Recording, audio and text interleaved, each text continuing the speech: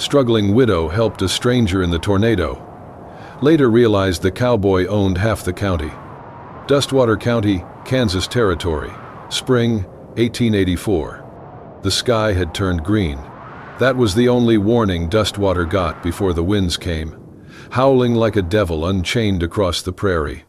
The town bell clanged wildly as shopkeepers shuttered windows, mothers gathered children, and ranchers rushed to secure their livestock. Dustwater had seen storms before, but not like this. Not the kind that split trees like matchsticks and peeled roofs off barns as if they were paper. Maybelline Crane tightened the scarf around her chin as the first wave of dust hit her face. She was halfway through locking the gate to the west paddock when she saw the funnel forming in the sky, a black, twisting column spinning from the heavens, heading straight for her land. She turned back toward the barn. "Come on, Daisy," she cried, yanking on the rope tied to her mare. The horse reared, terrified, but Maybelline held firm, dragging the animal toward the half-collapsed stable. Wind tore at her skirts, pulled her hair loose from its braid. She was almost there when she saw him. Lying face down near the broken fence line was a man, tall, broad-shouldered, unmoving. Blood trickled from a gash on his forehead, staining the dirt below. His coat flapped wildly in the wind, and one boot had come halfway off. Maybelline blinked, thinking it a hallucination.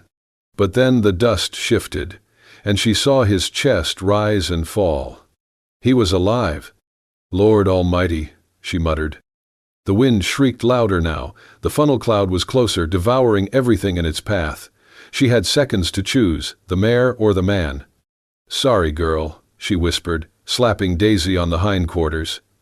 The mare bolted toward the grove of trees behind the house. Maybelline ran to the stranger. He was heavy, dead weight, taller than her by at least a head, but she crouched low, hooked her arms under his shoulders, and began to drag.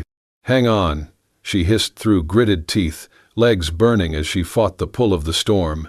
"You picked a hell of a day to drop from the sky." She pulled him across the yard, past the swinging gate, through the broken cellar door, and into the storm shelter.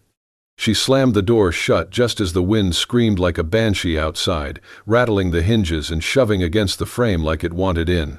Inside the cellar, the only light came from a single oil lamp flickering in the corner. Maybelline collapsed beside the man, panting, her face streaked with mud and sweat. The stranger was unconscious, his face pale under the dirt. She fumbled for her canteen, uncorked it, and trickled a few drops onto his cracked lips. He stirred, his eyes fluttered open, blue, distant, confused. "Hey," she said softly, "you are safe now, do you hear me?" He tried to sit up, winced, and dropped back. "You have a nasty bump on your head, I would not move if I were you." He stared at the ceiling, then turned to her, trying to focus. "Where?" His voice was raw. "Where am I?" "Dustwater County," she said. "You were lying in my yard. Can you remember what happened?" His brow furrowed, his lips moved. Then, barely audible, he whispered, "Colt McCrae." The name meant nothing to her, but the way he said it, like it carried the weight of something lost, sent a chill down her spine. She leaned closer. "Is that your name?" He nodded weakly before slipping back into unconsciousness. Maybelline sat beside him, staring at the storm door as wind howled outside. "Colt McCrae," she whispered to the dark. "Well, mister, you better live long enough to tell me who the hell you are." Dustwater County, days after the storm. The road to town was gone. The tornado had ripped a scar through the land, tearing up fences, uprooting trees, and leaving the only bridge to Dustwater half submerged in floodwater. For the time being, Maybelline Crane and the man she had dragged from death were on their own. He woke on the second morning, still disoriented, still pale, but breathing easier. She sat by the fire with a pot of coffee warming and a revolver within reach. Trust had never come easy, not after everything she had lost. His eyes opened slowly. He stared at the low-beamed ceiling, blinking at the unfamiliar space. She stood and approached with careful steps. "You are awake," she said, setting the mug aside. "You had a fever yesterday, but it broke." He turned to her, confused. Where am I? My place, she answered plainly. Just outside Dustwater. He tried to sit up, grimaced, and leaned back again. What happened? I found you in my yard during the storm, head bleeding, half dead. Do you remember anything? His brow creased. He closed his eyes, searching his thoughts. Nothing clear, he said. Just wind, a horse, then nothing. Do you remember your name? A pause, then, Colt McRae. Maybelline studied him. Same name he had whispered in the storm shelter. Well, Colt, she said, I suppose we are neighbors now. He tried to smile, but it came out weary. You hungry? He nodded, and she ladled soup into a chipped bowl. Over the next few days, Colt regained strength. His wounds healed quickly, but the gaps in his memory remained, large blank spaces he could not explain. He asked little, spoke less, but he worked. As soon as he could walk without stumbling, he began helping around the ranch. He repaired the broken gate, chopped wood, patched the holes in the barn roof. He was quiet but capable, his hands steady, his gaze alert. There was something deliberate in how he moved, like a man used to control, but no longer certain of where he stood. Maybelline watched him. Not with suspicion, not entirely, but with the wary curiosity of someone who had learned long ago not to mistake manners for safety. Still, she could not deny what she saw. The man had dignity. He never complained, never boasted. When he spoke, it was with careful thought. He asked about her land, her animals, how she had survived the storm. And when she told him briefly, without drama, that she was a widow, he simply nodded, offering no pity. One afternoon, while repairing a fence, Maybelline handed him a piece of cedar plank to mark for measurement. You want me to sign it so I know it's mine? He joked. She smirked. You remember how to write? Guess we will see. He knelt, took the pencil she offered, and scrawled something across the wood. She leaned over to look, and froze. It was not just handwriting. It was a signature, sharp, flowing, unmistakable. The same signature she had seen stamped on the sacks of grain delivered from McRae Ranch, the same name etched into fence posts across half the county. She had hated that name once, associated it with power, with land that her husband could never afford to rent. McRae. Her throat tightened. Something wrong? Colt asked, noticing her change. She straightened quickly. No, just. You write real fancy for a man who cannot remember his own past. He raised an eyebrow but said nothing. She turned away, heart racing. Who was this man she had brought into her home, and why did his hand remember something his mind had forgotten? That night, she stared at the name carved into the plank, the firelight casting it in gold and shadow. Colt McRae. She did not know yet whether he was friend or danger. But one thing was certain now. He was not just some ranch hand lost in a storm. The memories came in fragments. A flash of hooves pounding against dry earth, the smell of smoke, the scream of a horse, then a gunshot, sharp, sudden, and nothing. Colt would wake in the middle of the night, sweat on his brow, fists clenched in the sheets, unsure if it was a dream or a warning. Maybelline heard him stir but never asked. She gave him space. She gave him time. And still, the questions hung unspoken between them. He spent most mornings fixing fences, repairing tools, or hauling debris from the tornado's wake. It was quiet work, the kind a man could lose himself in.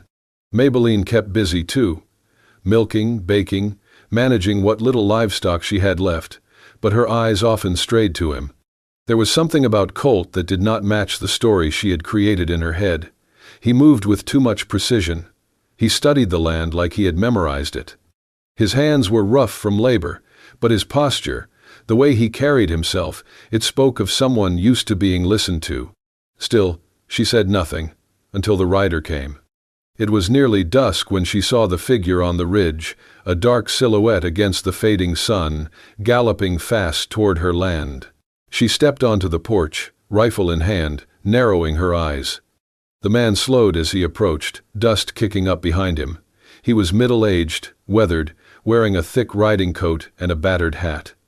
His horse was lathered with sweat. "Anyone here by the name of Colt?" he called, voice rough but urgent. Maybelline hesitated. Colt was inside, washing up after the day's work. "Who's asking?" The rider swung down from his saddle, breathing hard. "Name's Tom Wilkins. I work at McCrae Ranch. Been searching for the boss near 2 weeks now." Maybelline's grip tightened. Colt stepped out of the barn, drying his hands with a rag. His eyes met the rider's and froze. Tom's mouth opened. Sweet mercy.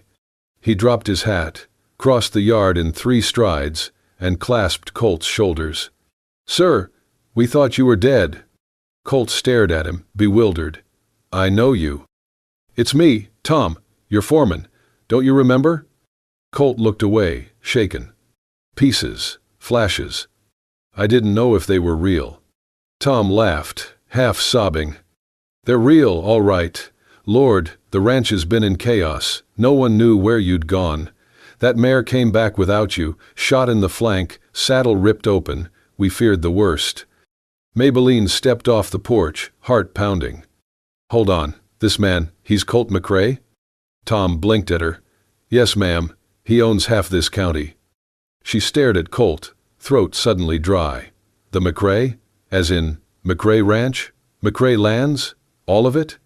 Colt looked at her, eyes soft. "I didn't know. Not for sure. Not until now." She took a step back, the truth settling like a stone in her chest. She had saved the man who owned the land beneath her feet, the man her late husband used to curse whenever rent came due, the man who, if he wished, could buy out every acre within 100 miles.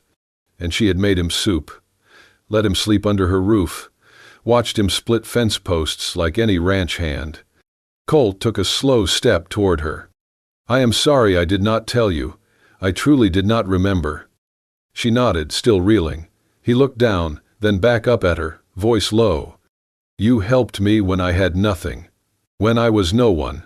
You saw a man bleeding in your yard and chose to pull him out of the storm." She said nothing. Colt's gaze didn't waver. "You saved me, not knowing I had land or cattle or men to call on. You saved me as I was." He stepped closer. "And that, Maybelline, is worth more than every acre I own." The carriage ride to McCrae Ranch was silent. Colt had insisted, gently, firmly, that Maybelline come stay at the estate while her house was being repaired.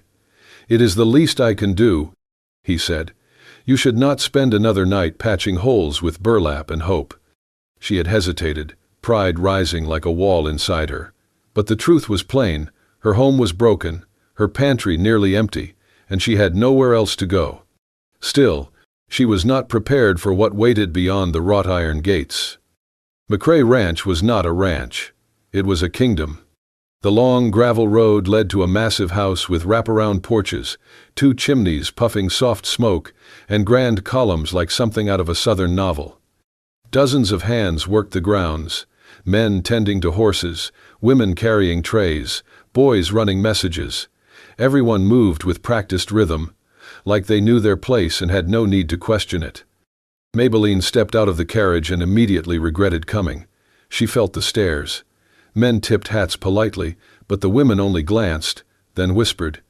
Inside, the house was even grander. Chandeliers sparkled above velvet curtains. Floors gleamed like mirrors. A maid took her bag before she could protest. Someone offered tea in fine china. Colt stayed close to her side but never hovered. He was courteous, even warm, but something in his posture had changed. Back here, he was no longer the man splitting wood behind her barn. He was McCrae. He belonged. She did not. That feeling only deepened when she met Josephine. She entered the sitting room like a wind in silk, tall, elegant, mid-50s, her silver hair pulled into a twist that glinted like polished steel. "So this is the famous Maybelline," Josephine said, smiling with her mouth, not her eyes. Maybelline stood awkwardly, unsure whether to curtsy or shake hands. Colt stepped forward.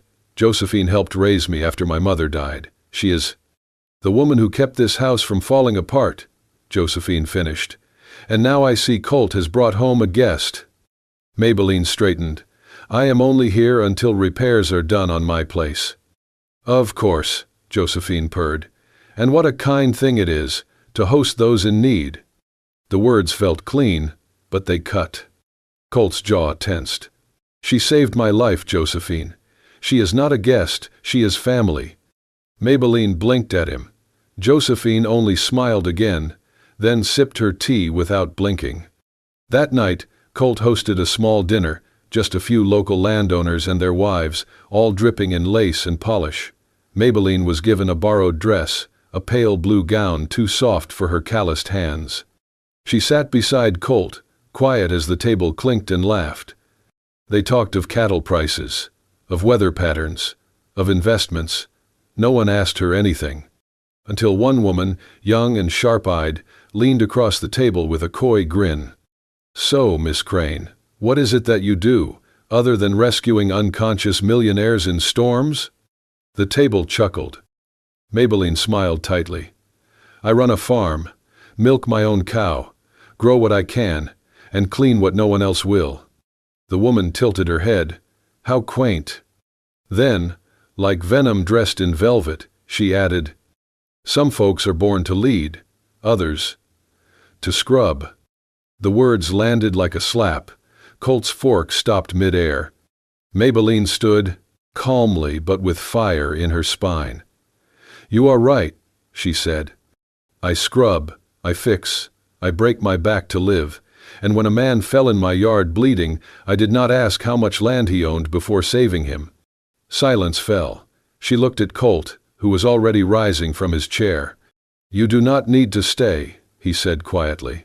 But Maybelline was already walking out, back straight, heart pounding, knowing full well that dirt under the nails was no shame when the soul was clean. The note arrived without a name, tucked beneath her breakfast plate. The handwriting was neat, deliberate. No flourishes, no warmth. "Leave now. Dustwater does not welcome parasites. Stay away from Colt McCrae while you still can." Maybelline stared at the words, her fingers curling around the paper until it crumpled. Her appetite vanished. She rose from the table, eyes scanning the polished dining room. No one met her gaze. The days at McCrae Ranch had grown colder, not in weather, but in air. Whispers followed her down corridors. Polite smiles came a second too late. And Josephine, with her impeccable posture and steel eyes, had stopped pretending to care. Colt noticed.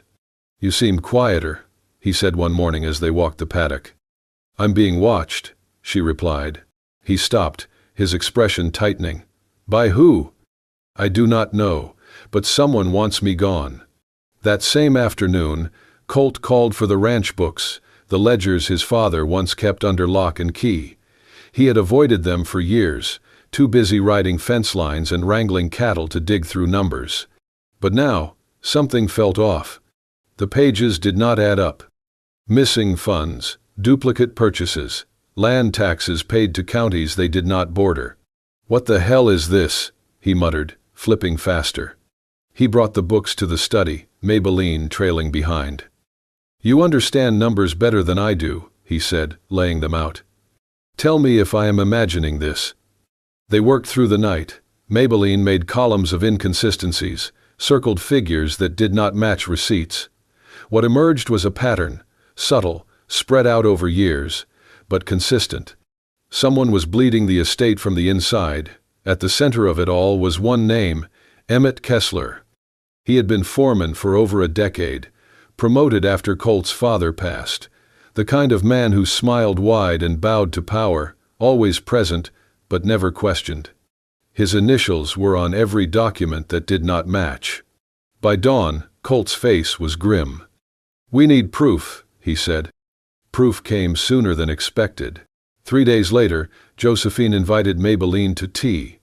The gesture was unexpected, unsettling, like a fox setting the table for a hen. Still, Maybelline went. She wore no jewelry, no silk, just her best cotton dress and a quiet wariness. The parlor was sunlit, the tea already steeped. Josephine poured with grace, never looking her in the eye. "You must be tired," she said. "Living under a roof not yours, having every eye upon you." Maybelline sipped carefully. "I am used to that. Life does not always offer comfort. Josephine's smile thinned. Perhaps not, but it offers place. Some women know theirs. Maybelline set her cup down. I am not here to climb ladders or chase titles. I saved a man's life, that is all. Josephine stirred her tea. Some would say, too much has already been saved. The words were still hanging when Maybelline's stomach lurched. A heat crept up her neck. Her hands began to tremble. The room tilted, not sharply, but enough to make her blink hard. She reached for the table, knocked over the saucer. Josephine did not move. The door burst open. Colt rushed in, eyes darting to Maybelline, then the untouched cup in Josephine's hand. What happened? Maybelline tried to speak but only managed a breathless whisper. He crossed the room in 3 steps, caught her before she collapsed, then turned to the servant frozen in the doorway. Get the doctor, he barked. Then, lifting the teacup, voice shaking with fury. Who touched her tea? Josephine rose slowly, elegant as ever. You invited danger into our home, Colt. Do not be surprised when danger answers. He glared at her. If she dies, you are coming with me to the gallows. Maybelline's head slumped against his shoulder. His heart pounded like a war drum. No more doubt. Someone wanted her gone, not with whispers, but with poison. The days after the poisoning passed in a blur of whispered apologies, guarded glances, and long silences. Colt kept Maybelline close, refusing to leave her side until her color returned, until the tremble in her hands had faded and her voice grew steady again. He brought her broth with his own hands, sat with her while she slept. When she stirred in the night, his voice was always there, low, grounding, as if to remind her she was not alone. You should have sent me away, she told him once, curled beneath a wool blanket by the hearth. He shook his head. I would have torn this house down brick by brick before letting you walk out of it. As her strength returned, so did her spirit. And with it, something neither of them had spoken of, but both felt in the quiet spaces between. They rode out one morning, just the 2 of them, into the open land beyond McRae Ranch. The air was clean, the earth still scarred from the storm but slowly healing. Colt's horse led with easy confidence. Maybelline's followed close behind. They stopped at a ridge overlooking the valley, where the wind was brisk and the sky stretched endless above. A fire crackled between them, built of broken twigs and dried sage. They sat on opposite logs, knees drawn close, boots muddy from the ride. Maybelline held her cup of coffee with both hands. I buried him out back, she said, voice even. Next to the peach tree we planted our first summer. Colt looked at her. My husband, she added. He was stubborn, thought he could fix the harvester himself. It crushed his leg. He died 2 days later from the fever. I am sorry. She nodded. So was I. For a long time. He waited. I stayed because I did not want to run. I told myself I would keep the land going, for him. But sometimes I wonder if I stayed because it was the only thing that did not leave me. Colt tossed a twig into the fire. Everyone stays for something. She turned to him. And you? Why do you stay here?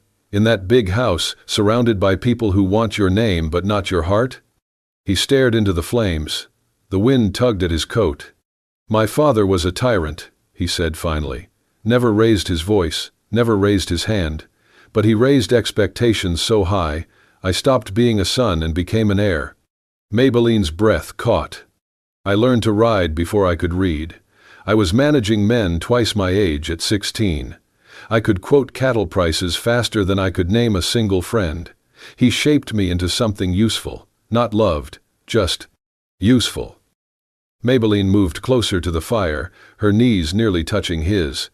Maybe we both forgot what it feels like, she said softly. To be chosen, not because of duty or habit or debt, but because someone sees you and stays. Colt looked at her then, really looked. The flames danced in her eyes, casting gold across her face, the wind lifting strands of her hair in wild rhythm. He leaned forward, voice quiet as breath. You did not just save my life, Maybelline, he said. You saved the part of me I thought had burned out long ago. She stared at him, her heart suddenly louder than the wind. The part of me that still believes in more than land, more than legacy. The part that aches to feel something true. He reached across the space between them, took her hand gently in his. She did not pull away. The storm had quieted, but the danger had not passed. Rumors began to churn across Dustwater like dust in a dry wind. Whispers that Colt McCrae had gone soft, that his mind had cracked after the tornado, that his judgment could no longer be trusted. Some said he had nearly died and come back different. Others claimed the stranger in his house, the widow, had sunk her claws deep into the family fortune. At the center of it all was Emmett Kessler. The longtime foreman had stayed quiet in recent weeks, but his influence moved like poison beneath the surface. He filed petitions, sent letters to the county council, and stirred old board members who once swore loyalty to Colt's father. He submitted forged evaluations and a signed statement from a distant cousin claiming Colt had exhibited erratic behavior and signs of delusion. It was enough. Colt was summoned before the county council, 5 men in stiff collars who oversaw land rights and inheritances. If Emmett proved that Colt was mentally unfit to manage his holdings, the council could remove him from authority and place the estate under external stewardship, a polite phrase for takeover. The hearing was set for Thursday. Maybelline found the proof on Wednesday.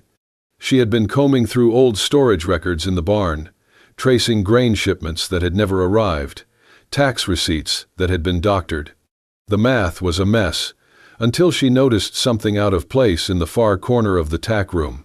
A crate, half covered in moldy canvas. Inside it, she found a rusted ledger, wrapped in oilskin. Tucked within its pages was a folded land contract, bearing Colt's forged signature. The deal transferred 30 acres of prime McRae land to a shell company, one that Emmett controlled. The signature was close, but Maybelline had seen Colt sign his name with clarity. This was not his hand. She brought the ledger straight to Colt. "I have seen this trick before," she said. "My late husband lost half a season's harvest to a fake buyer who forged a note just like this." Colt read the page in silence, then looked up. His eyes burned. "They are not just trying to take the ranch," he said. "They are trying to erase me." They went to the hearing together the next morning. The room was full. Councilmen sat behind a long oak table. Emmett stood to the side, arms folded smugly, flanked by lawyers in pressed suits. Josephine sat in the front row, lips tight. Colt entered wearing a dark coat and no smile. At his side, Maybelline in her plain dress and boots, holding the ledger close. The accusations were read aloud. Colt listened without interrupting. Claims of instability, erratic behavior, dangerous impulsivity. They brought up the days he had gone missing, his bizarre choice to take in a stranger, the mismanaged funds. Then Colt stood. "Is it strange," he said, "that I trusted the woman who saved my life more than the men who lined their pockets with my land?" A few murmurs. He gestured to Maybelline, who stepped forward, placed the forged deed on the table. "This document was hidden in a barn stall. It proves a fraudulent land transfer," she said, "signed by a man who was barely conscious when it was dated. The beneficiary? A company managed by Emmett Kessler." The council examined the pages. One leaned back, frowning deeply. Emmett paled. Colt stepped closer, voice strong. "I have been called many things in this town. Heir, horseman, fool. But if you believe my name is worth less than a lie dressed in paperwork, I will walk away from it all." He turned, took Maybelline's hand in his.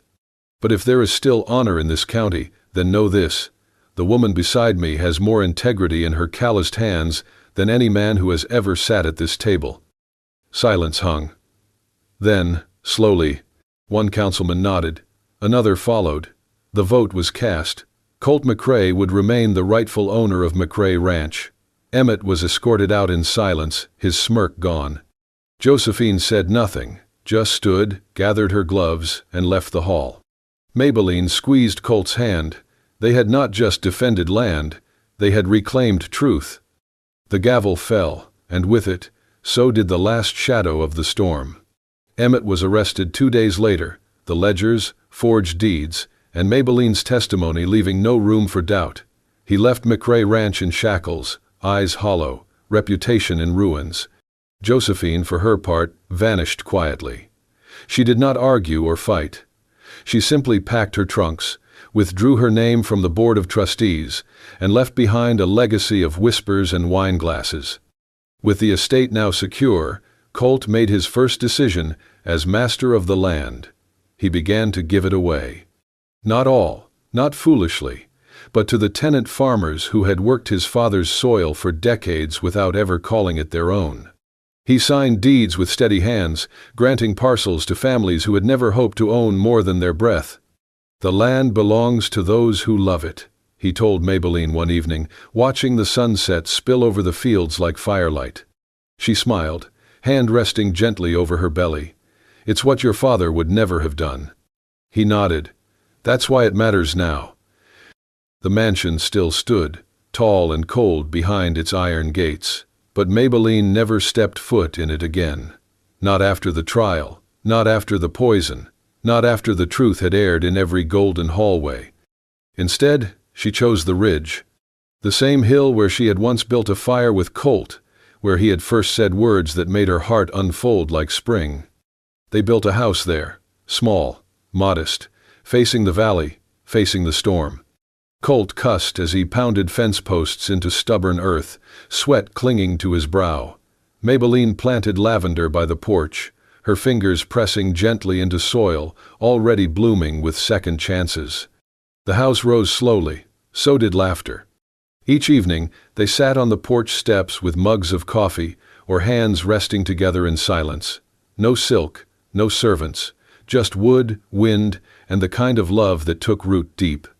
One afternoon, Maybelline paused in her work, wiping dirt from her hands, and called to him. "Colt." He looked up, hammer still in hand. "We might need to add a second room." He tilted his head. "Why's that?" She placed a hand on her stomach, not quite showing but almost. "We're going to need more space for the three of us." For a moment, he said nothing. Then he dropped the hammer and crossed the yard in 5 strides, arms wrapping tight around her, forehead pressed to hers, his voice rough with something deeper than joy. "3 hearts under one roof," he whispered. "I'll build 1,000 rooms if that's what it takes. And God." That night, wind moved gently through the grass. Maybelline lit the lamp in their new window. Colt watched her from the fence line, the scent of lavender and pine drifting through the dusk. And the house stood, not grand, not gilded, but alive. A home, made from storm and kindness, built by choice, held together not by bloodlines or legacies, but by love that had weathered every wind and chose, again and again, to stay. And that is the story of how a storm brought down walls and built a home instead. From a lonely widow's porch to the heart of the most powerful ranch in Dustwater, Maybelline and Colt chose each other, not for names, or land, or legacy, but for love that held fast through betrayal, bullets, and bitter winds. Because out here in the Wild West, survival is just the beginning. If this story stirred something in your heart, hit that hype button, drop us a comment, and subscribe to Wild West Love Stories for more tales of courage, connection, and the kind of love that outlasts even the fiercest storm.